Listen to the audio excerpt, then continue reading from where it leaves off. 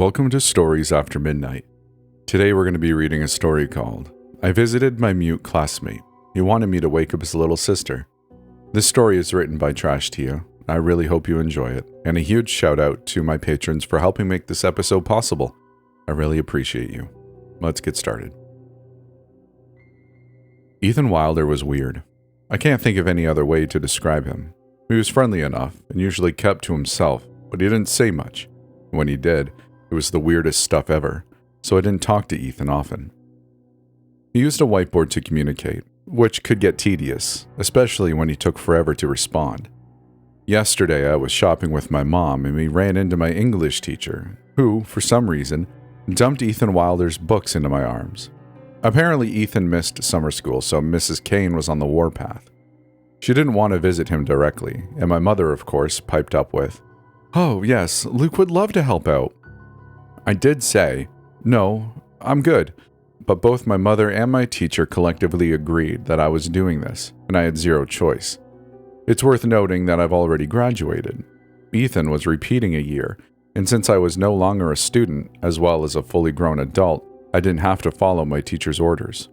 However, being in the midst of two middle-aged women, with one being my mother, put me at a disadvantage. When I pulled a face, Mom called me adorable and tugged my cheeks, which made me want to crawl into a hole. Mrs. Kane dumped an entire semester's worth of workbooks into my arms and then gave me his home address. It's the middle of the summer, and the sun was baking the back of my neck. I had to walk to Ethan Wilder's place with zero choice. I didn't even get a reward. You'd think I'd get cash, but no, according to my mother, it was just a gesture of goodwill. I don't have a car, and maybe it was my fault for not asking my teacher for a ride, but by the time I reached Ethan's house, I was 2 steps from throwing up. I had to gather myself on the doorstep. I was soaked through with sweat, and my head felt like it was going to explode. Ethan's place was not what I expected. A regular suburban household with a white picket fence.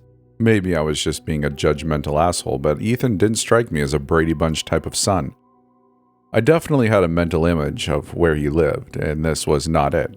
I think Jake, a guy in my class, once said Ethan lived in the trailer park. I guess I believed him. Knocking 3 times on the Wilder family's door, I just wanted to get it over with. The sun was already setting and I wasn't looking forward to the walk back. Mom disengaged herself from mom duties after 6 p.m., so it was my responsibility to make my own way home. Now I know I said Ethan was weird, but I wasn't expecting him to answer the door with a strip of duct tape over his mouth. The stench that followed him and clung to him was like a physical entity slamming into me. It was a mixture of rotten food and feces.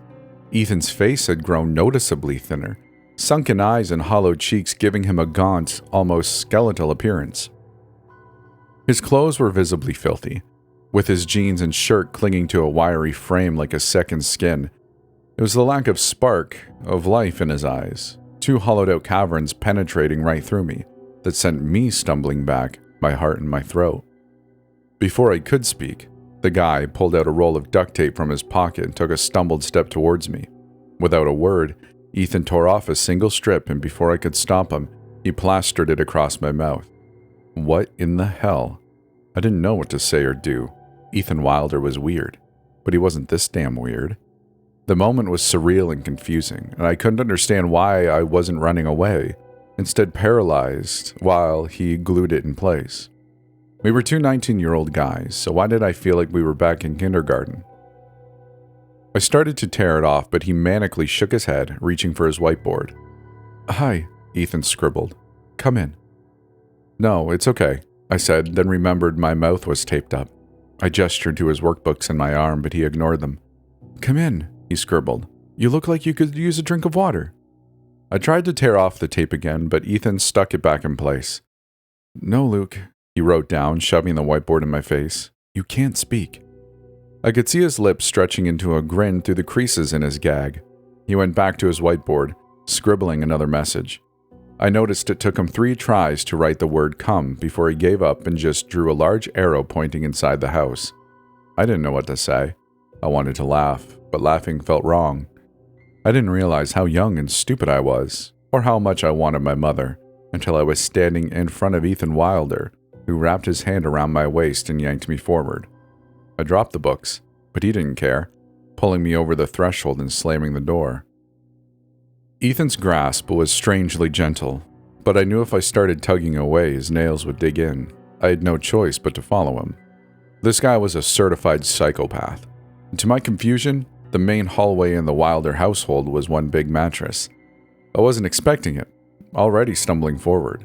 Ethan still had a tight grasp on my wrist, yanking me into the lounge. It was what you would expect a modern, family-oriented living room with a couch, a coffee table, and a TV pinned to the wall. Looking around, something cold slithered up my throat. I don't think I registered the walls at first. I think my brain skipped over them, maybe on purpose. But once my gaze left the crystal paperweights on the mantelpiece and the family photos, something snapped inside of me, like a bungee cord severing, and my gaze was stuck, suddenly glued to every corner. The walls, I thought dizzily, my thoughts beginning to twitch and contort. I recognized the markings as writings, but that's where my brain short-circuited. All I could see was writing. So much writing. So many markings scrawled into what had been picture-perfect paintwork. It didn't hit me until I was moving closer that the words were carved and scrawled and scribbled in dripping intense scarlet. But the more I tried to understand what I was reading, I could feel myself sinking deeper. For a disorienting moment, I forgot my own name, then my mom's name. I forgot why I was there in the first place, and then, after a stumbling step forward that dragged my body towards the walls, phantom fingers twining around my neck, I didn't know who I was. These words were pouring into my head and setting my blood alight. Numbing my bones, it felt like my mind was being drained, sucked right through my skull by an invisible vacuum. I remember dropping to my knees as if in prayer, but I don't know who I was praying to. I could sense it in the air, a suffocating presence forcing me into a bow. It allowed me to lift my head slowly, so I didn't take it in all at once. And like a puppet, my body obeyed, paralyzed. The writing on the walls, the indistinguishable scribbles splattered in scarlet, were talking to me. I could hear them, static whispers I couldn't understand bleeding into my skull. The same words were written, carved and scrawled in a language that twisted my gut, igniting thoughts and feelings I couldn't comprehend, already twisting and contorting my expression. Happiness, joy that wasn't mine, that flooded my brain, tricking me into believing I was feeling pleasure. I was grinning through the duct tape gag, my lips violently stretched across my face until I could taste blood.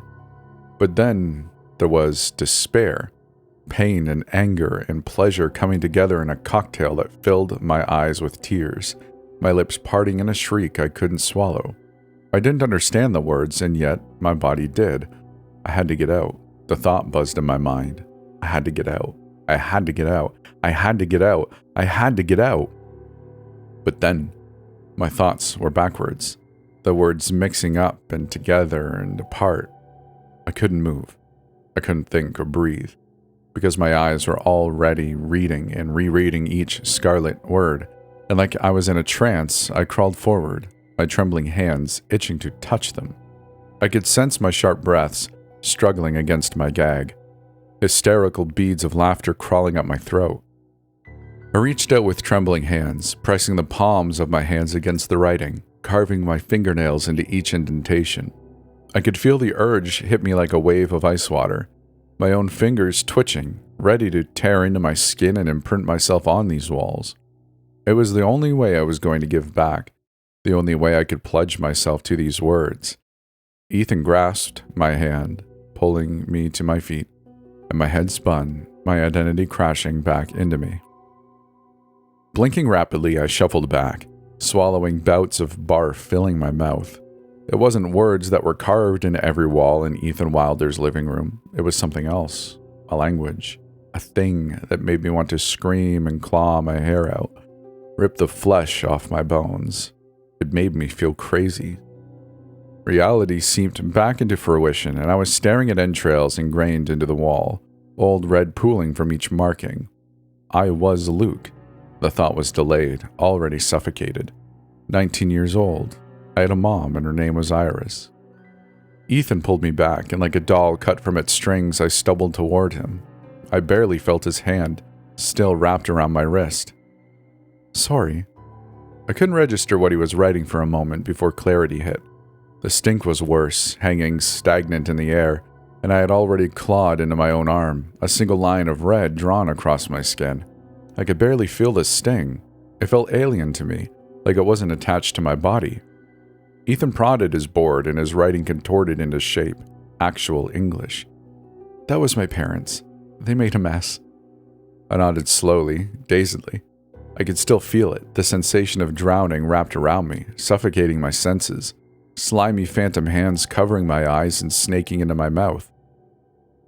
When Ethan twisted around and skipped upstairs, taking the steps two at a time, I followed, like something bound us together.